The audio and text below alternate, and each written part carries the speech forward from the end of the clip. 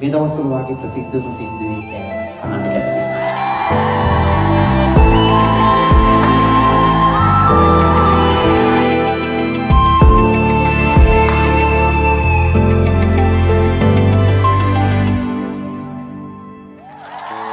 අතැඟිලි නොබැදී සිත් අප එක්වී මියන තුරාලන් වීදිමු නොදැනී කවුරුත් හදවත සංකා ඔබ වෙනුවෙන්ම රැකගෙන තිබුණු ඔබ වෙනුවෙන්ම රැකගෙන තිබුණු